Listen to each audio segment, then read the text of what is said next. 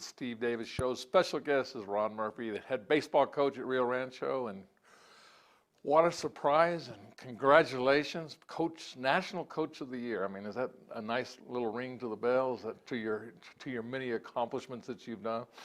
It's a big honor. I mean, I was not expecting it. You know, I got in the mail that day, and it was 3 letters identical. So I thought they just made a mistake and mailed 3 letters out. And the first one said, you know, New Mexico State Coach of the Year. And then I didn't even open the other 2 because I figured it said the same thing. And so I kind of put them aside. And an hour later, I was cleaning my room, ready to throw out the garbage. I said, let me open them up before I throw them out. And one of them happened to be a Regional Coach of the Year next. And then the last one said I was National Coach. I didn't believe it. I called Buster. And said, hey, what is this? I just didn't believe it. And Buster's like, yeah, no, that's what it says. You're National Coach of the Year. So it's quite an honor. Well, you know, this thing's bigger than I thought because it's not easy to get. I mean, and go through the process. I mean, you have to be you have to be the New Mexico Coach of the Year, and the Regional Coach of the Year, and what does that region consist of? Well, in our region, I'm trying to remember, we have Texas, which is gigantic, Arkansas, Oklahoma, Colorado. It's like, you know, 6 or 7 states in our area. So in order to win National Coach of the Year, you first have to be nominated by your state as Coach of the Year. New Mexico High School Coach of the Year, which I was. And then that allows you to go to the regional. And then you have to be named Regional Coach of the Year of all those states. You have to be the Coach of the Year out of all those states. And then luckily enough, I was nominated for that, and I won that. And then you go to National Coach of the Year. So there's 8 coaches in the country that make it that far, you know, for every high school in the country. And then you have to be one of those 8. You have to be picked as the winner. And luckily I was nominated for that. And that's based on, since day one, you've been coaching as a head coach. Every win, every loss, every community service project you've ever done, every award you've ever won, every time you took first or second in district, state, regional playoffs. I mean, it's a total process that you have to, you know, it's probably like a 10-page thing you have to fill out for them and to be considered. And luckily for me, Buster Mabry, who's a big supporter of all sports in New Mexico, nominated me, and I was lucky enough to win it this time. I tell you what, you get Buster, and he can get on that computer, and he can get on the thing, and he can make magic happen. So I mean, it's amazing what he can do, and he just loves to promote New Mexico high schools. You know, he loves promoting high school sports, but what I love about Buster is he loves promoting high school baseball coaches and all coaches of all sports. But I mean, he's an advocate for coaches. You know, and some states don't have that guy that will speak up in the coach's behalf, not necessarily in everybody else's behalf. But Buster is always there for us coaches, and I've known Buster for a long time. And, you know, he goes and fights the hard battle for us, and it's key to have a guy in your corner like that. Well, you just think about it. I mean, here's how tough it is. 4 years in a row, I mean, you were nominated for the top 8. So. Well, it wasn't 4 years in a row, but it was. Okay, okay. Yeah, well, basically, this is my 4th time that I've been nominated for the award. That I've made it to the final 8. It's the 4th time that I made it to the final 8. You think about how many coaches are in the country. Yes. Yeah, and I don't even have that number. I don't have that number. You know, my number that sticks out in my head is 4, and that's because I have 4 assistant coaches, and that's as far as I need to look, is me and my 4 coaches and us working together. But in all reality, Steve, and I've kind of mentioned this to you before, this is an award that was won by many more people than myself. They put my name on the plaque, but in all reality, and I've said this numerous times the last 2 or 3 days, it takes a village for somebody to win an award like that. And I've been surrounded by the greatest community in the world in Rio Rancho. I've coached great kids at Sandia High School, Highland High School, St. Pius, and now Rio Rancho. Been at Rio Rancho for 22 years. I've had supportive parents. Our administration at Rio Rancho is second to none. And my assistant coaches over the years have been amazing. The job they've done. A lot of them have moved on to be head coaches, what I'm very proud of. And most of all, my players. I've been blessed with some great players at all those schools. You know, starting at Sandia High School in 1985 right till today. I've been blessed with some great players, great kids on and off the field. And I'm honored more about that than any award, believe me. and your baseball facilities. I mean, and I mean for what Rio Rancho, for what they've done for you to promote baseball. I mean, that facility's, I mean, The facility is second to none. finally got lights. I mean, Yeah, we got lights. We were named National Baseball Field of the Year about 3 or 4 years ago, and so my field beat me. But new press box. I always been giving you a hard time about that press I know box. everybody used to. We used to be down in the dugout one time. We were down in the dugout. We're down up there. The wind's blowing. Well, let me tell you something. When Rio Rancho High School, our first season, they ran out of money to build a baseball field and a softball field. And our kids had to run to Cibola Little League and practice and play for 2 years. We played games on 300-foot fences. El Dorado used to hit a pop-up and he used to go over the fence for a home run. We lose 10-0 on 10 home runs. But our first year, we didn't have a facility or a field. So, and that's what I said about it takes a village in the fact that our community came together. And the school, the administration. We got a bond passed. We had city councilmen, state legislatures. I mean, our field has been pieced together by different people in our community and in this state to kind of, hey, let's build your indoor cage. Let's help you with your outdoor cages. We have businesses step up like Dairy Queen, Tony Otero, and Jeff Wallace from Allstate Steel. I mean, we had parents with businesses. So our parents actually built those dugouts on the field by hand. I mean, they actually, brick by brick, we've all worked together, our kids, our parents, our players. So everybody looks at that field, and a lot of people think, man, you guys have it made out here. But they don't realize that our community, our kids, our parents, our businesses, they came together and built that field.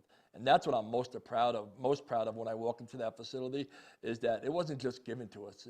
It was, hand-directed, led by our first athletic director, Mr. Gary Veem, that led the way and spearheaded us getting all that done. And we had a choice, either complain and cry and gripe because we didn't get a field and the rest of the high school was built, or do something about it. And our players, parents, and school and administration and community decided to do something about it. And look what we have now. One of the greatest high school facilities in the country, and I'm real proud to walk through those gates and practice every day with our kids on it.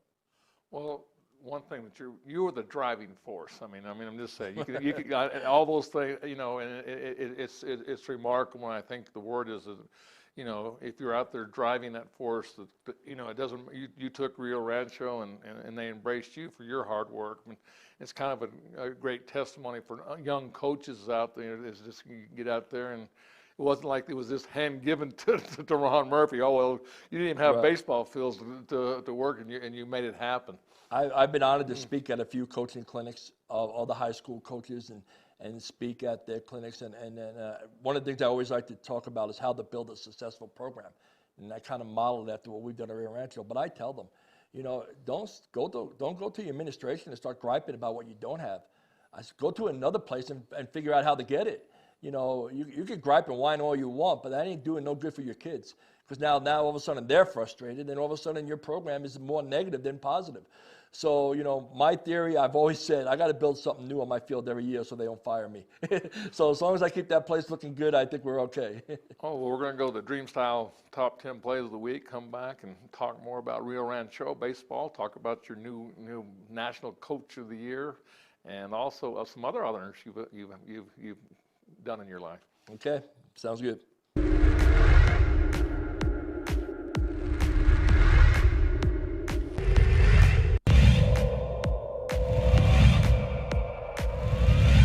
Guy you want to see running. He's on pace for 1,400 yards this season, and there's some of those yards right there, right up the middle, and he's looking at an easy run, one man to beat, beats him for the touchdown. 45-yard touchdown by Ortiz. First down and goal from the 10. Play action and a fade to the end zone. And well, there he is.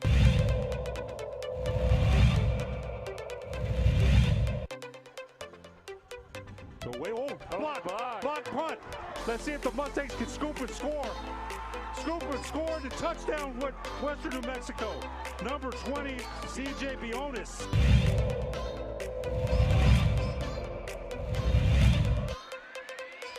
Bauer the play fake. Throwing to Colson in the end zone. Touchdown. Touchdown.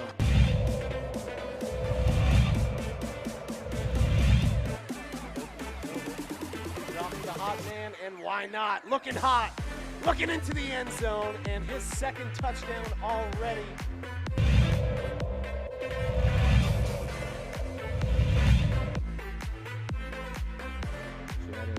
Pulse headed in, and that's 2-0. And I think it's Johnson, and it is.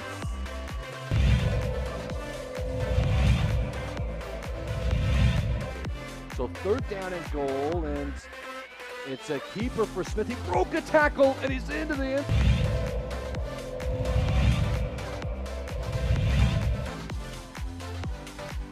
Holy fumble. Hit by Calhoun. Ball is fumbled.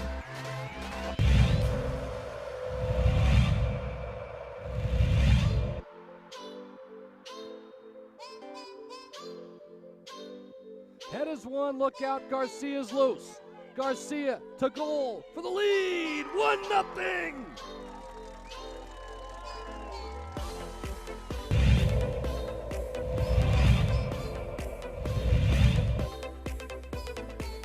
Go play action, rolling out to the right. Now he's going to run with it and break some tackles. Lowers his head into the end zone. What a run by Isaiah Chavez. Wow.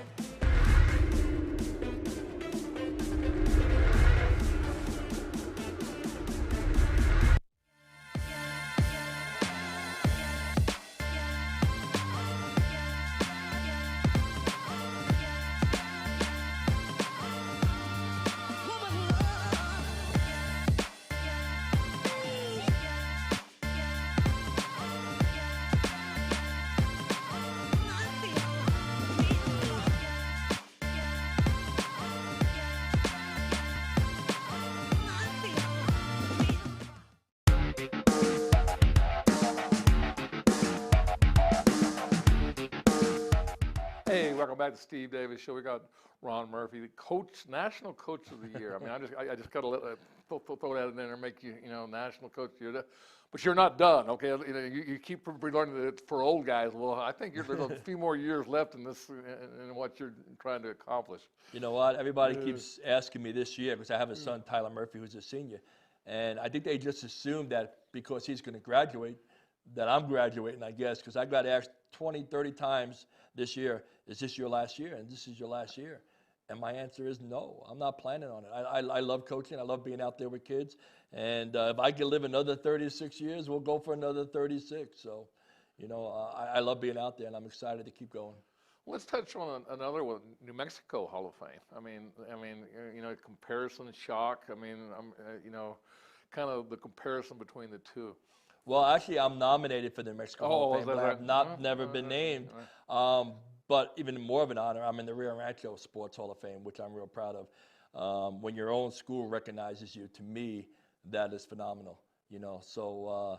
But no, I've been nominated for the New Mexico Hall of Fame for a couple times, but that's okay. Well, I guess now we're putting that bandwagon. I'm promoting you there right there. So those things really don't matter to me. I get excited for them in the fact that it reflects on our program.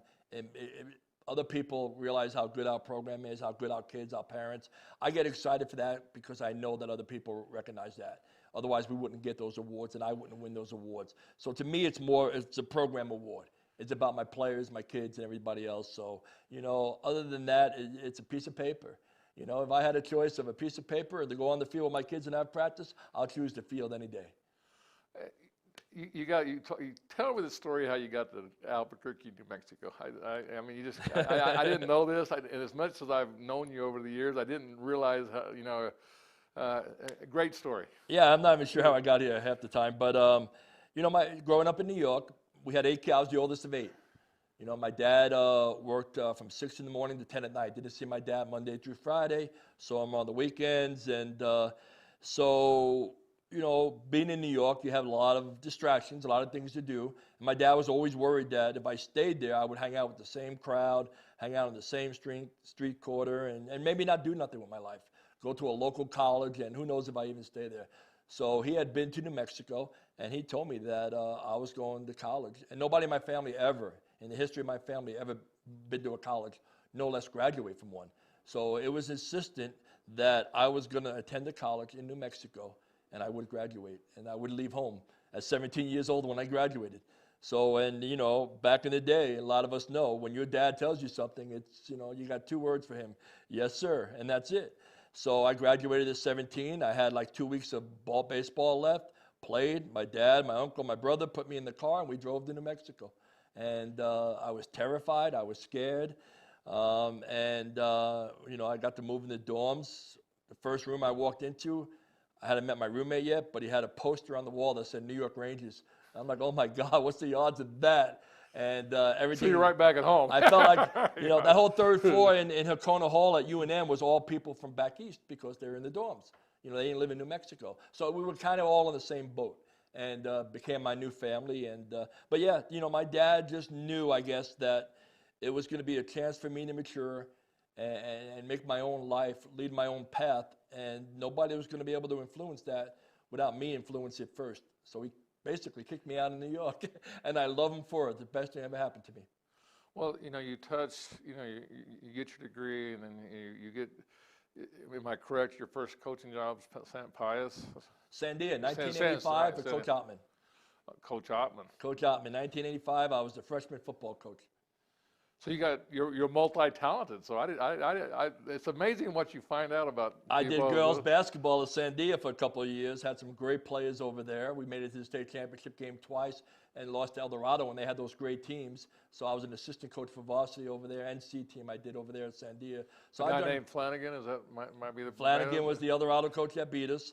A legend, great guy. I've done football at Rio Rancho, football at St. Pius, and football at Sandia.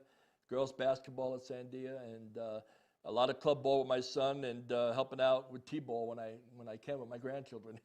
So. And then why baseball? I mean, you're talking other sports, and then all of a sudden. I would say, you know, I loved playing football the most growing up in New York. But I was better at baseball, even though I loved football more. And it's weird, but most of my friends back in New York that I still keep in touch with, that I graduated with, and that's a lot of them, are all guys that were on my football team. But I was better at baseball, so I knew about the game more. I wanted to learn about it more. Football, I just wanted to go out and hit people. I didn't know anything different. Coach said, go hit him, you him. And, you know, and I had some great coaches at Newfield High School back in New York. 4 of them I still keep in touch with, which is amazing. And I'm very, very thankful of them. But in baseball, you had to learn the game, and I kind of took an interest in learning it. But my neighbor started out coaching his son, and my brother was on that team, and he asked me to come to practice one day and kind of help because I had played baseball. And I went there, and I kind of helped, and I didn't quite agree with the way he ran practice, even though I was like a 15 or 16-year-old kid. These were like 8-year-olds, and I kind of just took over the practice, and I guess that was the bug that got us started, as weird as it may be. But I just like coaching baseball more than any other sport. Well, Ron, we're going to go to a little break and come back and talk about more Rio Rancho and also the new season, hopefully. Hopefully. Don't sacrifice quality of flavor when you're in a hurry. Golden Pride offers ribs, fried chicken, green and red chili breakfast burritos, and Frontier Cinnabons. 4 great locations, or visit us online at goldenpride@abq.com. Golden Pride Barbecue Chicken and Ribs, proud supporter of ProView Sports Network. The New Mexico High School Coaches Association, established in 1941, is an organization of New Mexico's best and most professional interscholastic coaches. Coaches across work daily to help our student athletes excel in the classroom, on the field of play, and in our communities. Students that participate in interscholastic activities attain higher grades, higher graduation rates, and higher wages. Responsible for the North-South All-Star Games, statewide Coaches Award Program, and providing multiple professional development opportunities for New Mexico's coaches. Be a great coach by coaching beyond the game. Well, I'm going to the frontier, walking to the cashier, order up a root beer and a #1. Cover it with green stuff, 1 scoop is not enough. Find a booth is real tough, back by the Duke. Meet my family, meet my friends in the quirkiest restaurant I have ever been. All of Albuquerque's favorite spot, it's the Frontier Restaurant. The Frontier Restaurant is a proud supporter of ProView Sports Network.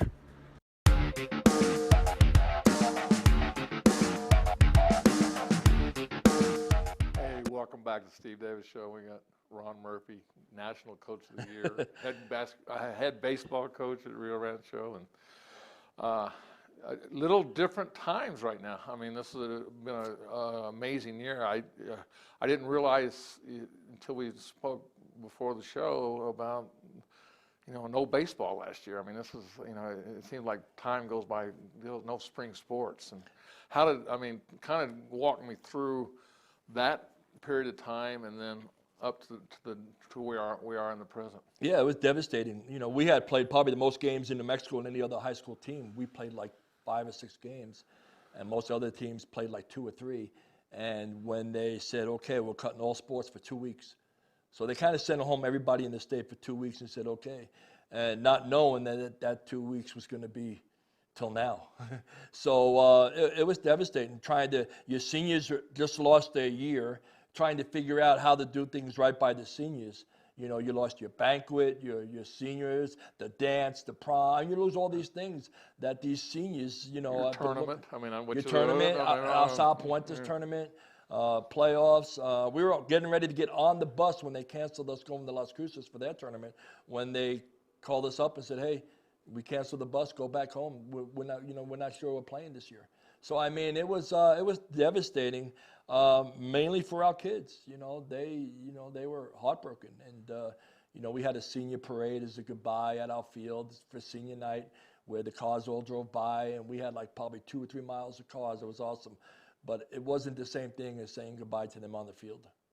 Well, and get to see them play on the field and see if that blue trophy was something that and it was a goal or a district trophy, or those are the things that we felt like we had the best team I've ever had in my 36 years last year. We had some kids all that one kid Noah Shuggy, Jacob Braunschweiger went to the Naval Academy, but he had college offers, and the other 5 seniors all went to play college baseball. And at the time, 4 of them had D1 offers. Which is amazing for one school to have 4 D1 kids that are getting an offer.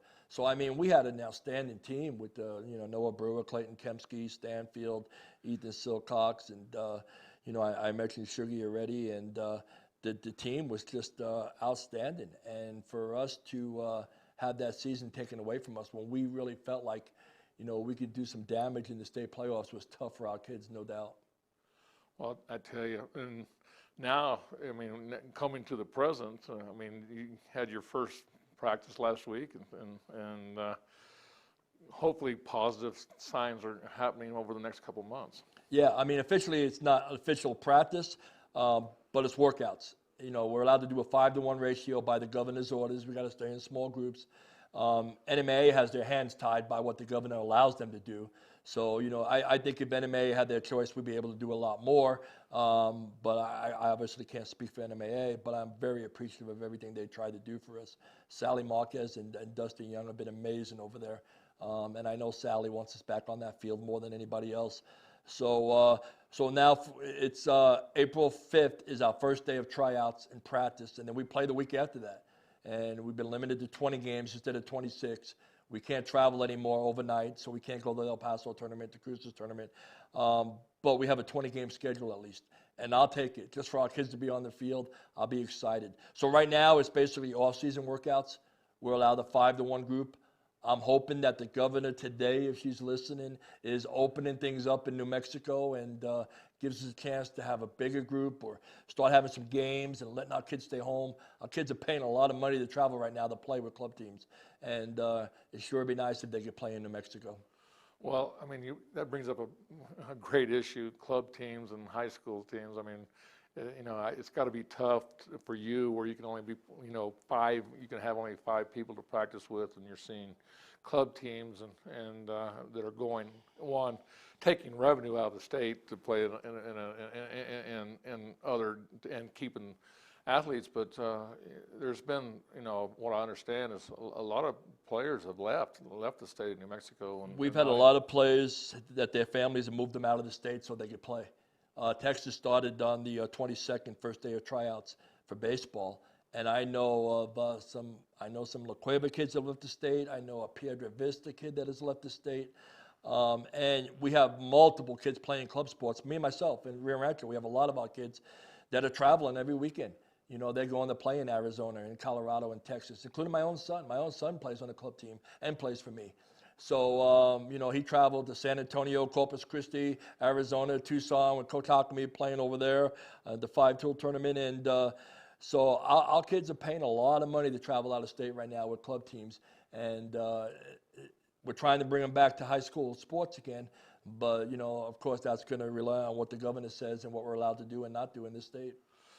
How's it affected, you know, the student athlete, you know, trying to keep them, I mean, you know, like just going back to last year, you know, you're playing, everything's going good, you know, everything looks good, and all of a sudden you're getting on the bus and it stops, and then, you know, no summer, you know, I know you have summer games and you do summer drills, and, you know, you work out with the kids.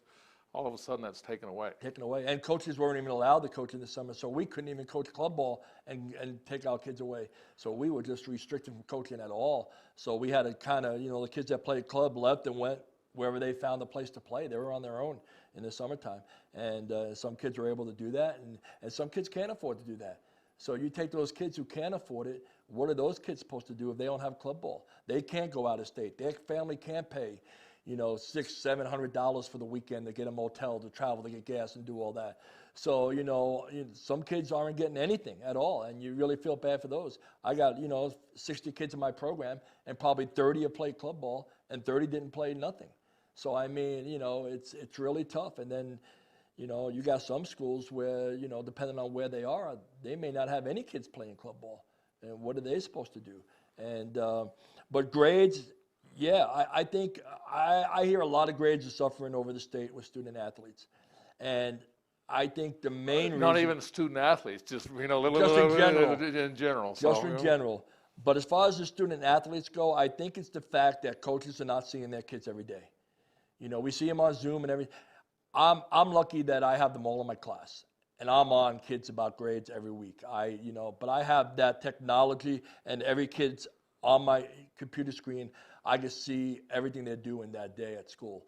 So I keep on my kids, but not every coach has that. Not every school district has the technology that Rio Rancho High School has. So I think the fact that I'm on our baseball players so much, our grades have not dropped that much. But I know I've talked to other coaches that don't have that. Their kids are not in their class. They don't get to see them as much. Or their kids are depressed, they're frustrated, so their grades are going down. They're not motivated. They don't think there's going to be a season, so why do I need grades? You know, so it's definitely, it's been an impact on student athletes. So your coaching has gone to a different, you know, a different motivational level, just to say that baseball's not. To me, baseball, I don't want to say irrelevant. To me, baseball's always been a tool to make the kid a better person. Baseball is just a tool. All I'm saying is, at this point, it's making it a lot harder tool to use when you don't have the kids on the field. Now you're talking baseball, you're not playing baseball. And then, you know, these kids are like me. I'm a visual learner. You know, I can write something down all day what you want, but unless I'm out there doing it, I'm not enjoying it. I'm not getting better. I'm not buying into it.